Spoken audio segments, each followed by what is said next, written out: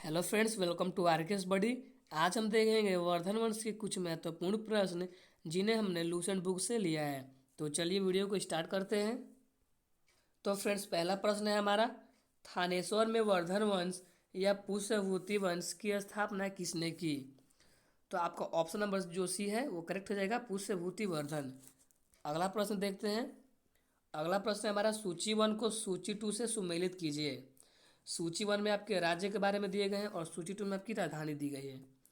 तो आइए सबसे पहले देखते हैं कि सूची 1 में कौन कौन से आपके राज्य दिए गए हैं। तो ए में है आपका वर्धन, बी में है आपका मौखरी, सी में है आपका वकाटक और डी में आपका मैत्रक। सूची 2 की बात कर लेते हैं। पहला में आपका थानेश्वर, दूसरा में है कन्नौज, तीसरा में है आपका पूरिका और चौथा में आपका वल्लभी। तो ये फ्रेंड्स आपके पहले से ही सुमेलित हैं, यानी कि ऑप्शन नंबर ए जो है इसका करेक्ट ऑप्शन हो जाएगा। ए का 1, बी का 2, सी का 3 और डी का 4, यानी कि ऑप्शन नंबर जो है इसका ए है वो करेक्ट ऑप्शन हो जाएगा। अगला प्रश्न देखते हैं। अगला प्रश्न भी फ्रेंड्स हमारा सुमेलित करने के लिए बोल रहा है। तो इसमें सूची 1 में आपके राजवंश दिए गए हैं और सूची 2 में आपके संस्थापक। तो आइए सबसे पहले देखते हैं कौन कौन से राजवंश दिए गए हैं। आपका ए में दिए गए हैं वर्धन, बी में है आपका मौखरी, सी में है आपका वकाटक और डी में है मैत्रक। सूची 2 की बात कर लेते हैं। पहला में है आपका भट्टार्क, दूसरा में है ईशान वर्मा, तीसरा में है विंध्य शक्ति, चौथा में है पुष्यभूति। तो देखिए इसको सुमेलित करते हैं हम। तो जो आपका वर्धन राजवंश था तो उसके संस्थापक कौन थे? तो आपके पुष्यमूति जो थे, आपके पुष्यभूति वो वर्धन वंश के संस्थापक थे। दूसरा में आपका बी में है आपका मौखरी, तो मौखरी के संस्थापक फिर से आपके कौन थे? तो आपके ईशान वर्मा थे। उसके बाद आपका सी में है वकाटक, तो वकाटक के संस्थापक कौन थे? तो आपके ये थे विंध्य शक्ति। फिर बात करते हैं डी की। तो डी में है आपका मैत्रक, मैत्रक के संस्थापक कौन थे? आपका वटार्क, यानी कि ऑप्शन नंबर जो बी है इसका करेक्ट ऑप्शन हो जाएगा। ए का हो जाएगा आपका 4, बी का हो जाएगा 2, सी का हो जाएगा 3 और डी का हो जाएगा 1। आइए अगला प्रश्न देखते हैं। कदम राज्य की स्थापना मयूर शर्मन ने की थी। उसने अपनी राजधानी बनाई कहाँ पे? तो फ्रेंड्स आपका ऑप्शन नंबर जो सी है वो करेक्ट ऑप्शन हो जाएगा, वैजयंती या वनवासी को। अगला प्रश्न देखते हैं। निम्नलिखित में वो अंतिम बौद्ध राजा कौन था जो संस्कृत का महान विद्वान और लेखक था? तो फ्रेंड्स आपका ऑप्शन नंबर जो डी है करेक्ट हो जाएगा, हर्षवर्धन। अगला प्रश्न देखते हैं। हर्षचरित किसके द्वारा लिखी गई थी? यहाँ पर फ्रेंड्स आपका ऑप्शन नंबर बी करेक्ट हो जाएगा, बाणभट्ट द्वारा। अगला प्रश्न देखते हैं। हर्षवर्धन के समय में कौन सा चीनी तीर्थयात्री भारत आया था? तो यहाँ पे फ्रेंड्स आपका ऑप्शन नंबर जो डी है आपका करेक्ट ऑप्शन हो जाएगा, हेन तसांग। अगला प्रश्न देख लेते हैं। अगला प्रश्न है हमारा, चालुक्य राजा पुलकेशिन दो को किसने पराजित किया था? तो फ्रेंड्स आपका ऑप्शन भी करेक्ट हो जाएगा, नरसिंह वर्मन एक ने। अगला प्रश्न देख लेते हैं। किस व्यक्ति को द्वितीय अशोक कहा जाता है? तो यहाँ पे फ्रेंड्स आपका ऑप्शन नंबर जो डी दिया है वो आपका करेक्ट ऑप्शन हो जाएगा, हर्षवर्धन को। अगला प्रश्न देख लेते हैं। अगला प्रश्न है आपका, बाणभट्ट किस सम्राट के राजदरबारी कवि थे? आपका ऑप्शन नंबर जो सी है करेक्ट ऑप्शन हो जाएगा, हर्षवर्धन के। अगला प्रश्न देख लेते हैं। हर्ष एवं पुलकेशिन टू के मध्य हुए संघर्ष की जानकारी कहाँ से मिलती है? आपका ऑप्शन नंबर ए करेक्ट हो जाएगा, ऐहोल अभिलेख से। अगला प्रश्न देखते हैं। प्रतापशील हुड़हरिण केसरी महाराजाधिराज नामक उपाधियां निम्न में से किसकी थी? आपका ऑप्शन नंबर बी करेक्ट हो जाएगा, प्रभाकर वर्धन की। अगला प्रश्न देखते हैं। सम्राट हर्ष ने अपनी राजधानी थानेश्वर से कहाँ स्थानांतरित की थी? आपका ऑप्शन सी करेक्ट हो जाएगा, कन्नौज। अगला प्रश्न देख लेते हैं।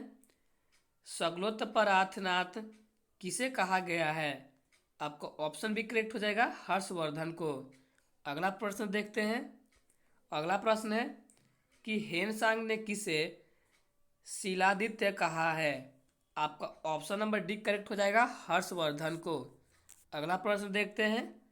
गुप्त वंश के हास्य के पश्चात उत्तर भारत में बड़े भाग का पुनर्गठन किसने किया? आपको ऑप्शन सी करेक्ट हो जाएगा, हर्षवर्धन ने। अगला प्रश्न देख लेते हैं। बंगाल का कौन सा शासक हर्ष का समकालीन था? आपका ऑप्शन एक करेक्ट हो जाएगा, शशांक। अगला प्रश्न देख लेते हैं। चालुक्य शासक पुलकेशिन II ने किस नदी के किनारे हर्षवर्धन को परास्त किया था? आपका ऑप्शन नंबर सी करेक्ट हो जाएगा, नर्मदा के। अगला प्रश्न देख लेते हैं। हर्ष के शासन काल में उत्तर भारत का सबसे महत्वपूर्ण शहर कौन सा था? ऑप्शन नंबर सी करेक्ट हो जाएगा, कन्नौज। अगला प्रश्न देख लेते हैं। अगला प्रश्न है आपका, हर्ष की जीवनी किसने लिखी? आपका ऑप्शन भी करेक्ट हो जाएगा, बाणभट्ट ने। अगला प्रश्न देख लेते हैं। हर्षवर्धन अपनी धार्मिक सभा कहाँ किया करता था? ऑप्शन नंबर बी करेक्ट हो जाएगा, प्रयाग में। अगला प्रश्न देखते हैं। वर्धन वंश की राजधानी थानेश्वर किस प्रदेश में स्थित है? आपका ऑप्शन नंबर बी करेक्ट हो जाएगा, हरियाणा में। अगला प्रश्न देखते हैं। हर्षवर्धन की बहन राजेश्वरी का विवाह किसके साथ हुआ था? ऑप्शन नंबर बी करेक्ट हो जाएगा, मौखरी नरेश ग्रहवर्मा के साथ। अगला प्रश्न देखते हैं। हर्षवर्धन के अग्रज राजवर्धन II की हत्या किसने की थी? आपका ऑप्शन भी करेक्ट हो जाएगा, गौड़ नरेश शशांक ने। अगला प्रश्न देखते हैं। अगला प्रश्न है, हर्षवर्धन ने 606 ईस्वी में हर्ष संवत की स्थापना किस उपलक्ष्य में की थी? आपका ऑप्शन एक करेक्ट हो जाएगा, अपने राज्यारोहण के उपलक्ष्य में। अगला प्रश्न देखते हैं। कौन वर्धन वंश की राजधानी थानेश्वर से कन्नौज ले गया? तो आपका ऑप्शन एक करेक्ट हो जाएगा, हर्षवर्धन। अगला प्रश्न देखते हैं। कन्नौज किस प्रदेश में स्थित है? आपका ऑप्शन एक करेक्ट हो जाएगा, उत्तर प्रदेश में। अगला प्रश्न देखते हैं। हेनसांग की भारत में यात्रा के समय सूती कपड़ों के उत्पादन के लिए सबसे बड़े प्रसिद्ध नगर था। आपका ऑप्शन भी करेक्ट हो जाएगा, मथुरा। अगला प्रश्न देखते हैं। अगला प्रश्न है, कवि बाणभट्ट निवासी था? आपका ऑप्शन भी करेक्ट हो जाएगा, थानेश्वर का। अगला प्रश्न देखते हैं। नागानंद का रचनाकार कौन था? आपका ऑप्शन भी करेक्ट हो जाएगा, हर्षवर्धन। अगला प्रश्न देखते हैं। सम्राट हर्षवर्धन ने 2 महान धार्मिक सम्मेलनों का आयोजन किया था, कहाँ पे? तो आपको ऑप्शन एक करेक्ट हो जाएगा, कन्नौज व प्रयाग में। अगला प्रश्न देखते हैं। नागानंद रत्नावली एवं प्रियदर्शिका नाटकों का नाटककार थे। आपका ऑप्शन डी करेक्ट हो जाएगा, हर्षवर्धन। अगला प्रश्न देखते हैं। गुर्जरों को किस शासक ने पराजित किया? आपको ऑप्शन सी करेक्ट हो जाएगा, हर्षवर्धन ने। अगला प्रश्न देखते हैं। अगला प्रश्न है हमारा, आज भी भारत में हेनसांग को याद करने का मुख्य कारण है? आपको ऑप्शन डी करेक्ट हो जाएगा, सीयूकी की रचना। अगला प्रश्न देखते हैं। हर्षवर्धन के विजयी जीवन में एकमात्र पराजय देने वाला पुलकेशिन II कहाँ का शासक था?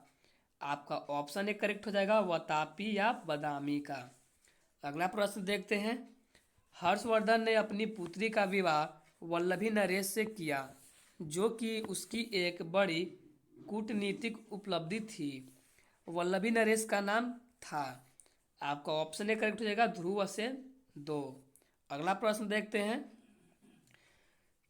641 ईस्वी में किसने चीन के राजा ताई तसुंग के पास एक राजदूत भेजा? आपका ऑप्शन डी करेक्ट हो जाएगा, हर्षवर्धन। अगला प्रश्न देखते हैं। अगला प्रश्न है, हर्षवर्धन के भारतीय मिशन के जवाब में चीनी सम्राट ताई तसुंग ने 3 चीनी मिशन हर्षवर्धन के दरबार में भेजे, जिसमें से एक मिशन हर्षवर्धन के मरणोपरांत पहुंचा। अंतिम मिशन में शामिल उस चीनी राजदूत का क्या नाम है, जिसने हर्ष की मृत्यु के तुरंत बाद जो घटनाक्रम घटित हुआ उसका विस्तार से वर्णन किया है? आपका ऑप्शन एक करेक्ट हो जाएगा, वांग हवेन तसो। अगला प्रश्न देखते हैं। किस चीनी यात्री को वर्तमान शाक्य मुनि एवं यात्रियों के राजकुमार कहा जाता है? आपका ऑप्शन भी करेक्ट हो जाएगा, हेन तसांग को। अगला प्रश्न देखते हैं। हेन तसांग भारत में लगभग कितने साल रहा? आपका ऑप्शन सी करेक्ट हो जाएगा, 14 साल। अगला प्रश्न देखते हैं। अगला प्रश्न है आपका, हेन त्सांग के समानार्थक एवं महायान धर्म के प्रचारार्थ हर्षवर्धन ने कहाँ महासभा का आयोजन 643 ईस्वी में करवाया? फ्रेंड्स आपका ऑप्शन नंबर जो ए है करेक्ट ऑप्शन हो जाएगा कन्नौज। अगला प्रश्न देखते हैं, कुंभ मेला को प्रारंभ करने का श्रेय किसे दिया जाता है? आपका ऑप्शन सी करेक्ट हो जाएगा हर्षवर्धन को। अगला प्रश्न देखते हैं, अगला प्रश्न है आपका, नर्मदा नदी पर सम्राट हर्ष के दक्षिणवर्ती आक्रमण को रोका किसने? तो आपका ऑप्शन बी करेक्ट हो जाएगा पुलकेशिन II ने। अगला प्रश्न देखते हैं, निम्नलिखित में से किसने नालंदा विश्वविद्यालय को 100 ग्रामों की आय दान स्वरूप दिए? आपका ऑप्शन डी करेक्ट हो जाएगा हर्षवर्धन। अगला प्रश्न देखते हैं, तो फ्रेंड्स हमारा अगला प्रश्न है, सूची 1 को सूची 2 के साथ सुमेलित कीजिए। तो सूची 1 में आपके रचना के दिए गए हैं और सूची 2 में आपका रचनाकार दिया गया है। तो आइए सबसे पहले देखते हैं सूची 1 में कौन कौन से रचना दी गई है। तो ए में आपका हर्ष चरित्र कादम्बरी, बी में आपका नीति शतक, श्रृंगार शतक, भक्ति शतक, सी में आपका सूर्य शतक, डी में आपका प्रियदर्शिका, रत्नावली और नागानंद।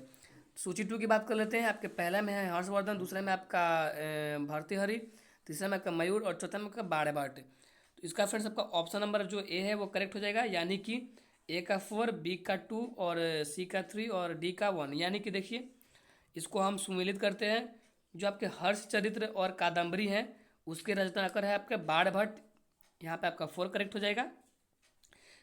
जो आपके बी में है नीति शतक, श्रृंगार शतक, भक्ति शतक, तो इसके रचनाकार हैं आपके भर्तृहरि, और सी में आपके सूर्य शतक, तो इसके रचनाकार हैं आपके मयूर, और डी में आपके प्रियदर्शिका, रत्नावली और नागानंद, तो इसके आपके रचनाकार हैं हर्षवर्धन, यानी कि ऑप्शन नंबर ए इसका करेक्ट ऑप्शन हो जाएगा। अगला प्रश्न देखते हैं। अगला प्रश्न है, निम्नलिखित में से कौन हर्षवर्धन के दरबार में संबंध नहीं था? तो यहाँ पे फ्रेंड्स आपका ऑप्शन नंबर बी करेक्ट हो जाएगा कालिदास का। कालिदास का आपके हर्षवर्धन के दरबार से संबंध नहीं था। तो फ्रेंड्स अगर हमारे वीडियो आपको थोड़ी सी भी अच्छी लगी हो तो आप हमारे वीडियो को लाइक कर दीजिएगा, और हाँ अगर आप हमारे चैनल पर नए हैं तो आप हमारे चैनल को सब्सक्राइब कर दीजिएगा। उससे क्या होगा कि हमारे चैनल पे सामान्य ज्ञान के सारे महत्वपूर्ण टॉपिक के ऊपर जितने भी महत्वपूर्ण क्वेश्चन आपके बन सकते हैं उन सारे प्रश्नों की तैयारी कराई जा रही है। अगर आप चाहते हैं कि उसका लाभ उठाना तो आप हमारे चैनल को सब्सक्राइब करके हमारे चैनल के साथ जुड़ जाइए। तो आइए अगला प्रश्न देख लेते हैं। कथन ए है हमारा, हर्षवर्धन ने किसी नवीन शासन प्रणाली को जन्म नहीं दिया, और इसका कारण बता रहे हैं आपका कि हर्षवर्धन ने गुप्त शासन प्रणाली को कुछ संसाधनों के साथ अपनाया। तो यहाँ पर फिर से आपका ऑप्शन नंबर ए करेक्ट हो जाएगा, यानी कि ए और आर दोनों सही हैं, तथा आर जो है उस ए का क्या है सही व्याख्या करता है। अगला प्रश्न देखते हैं। अगला प्रश्न है हमारा, किसका कथन है कि भारत के लोग गर्म मिजाज के हैं, उन्हें जल्दी गुस्सा आता है परंतु ईमानदार होते हैं, भारतीय स्वच्छा प्रेमी हैं? तो ये देखिए फ्रेंड्स आपका ऑप्शन नंबर जो यहाँ पे सी है वो करेक्ट हो जाएगा। हेन त्सांग का ये कहनाम था, यानी कि कथन था, किसका? हेन त्सांग का। अगला प्रश्न देखते हैं।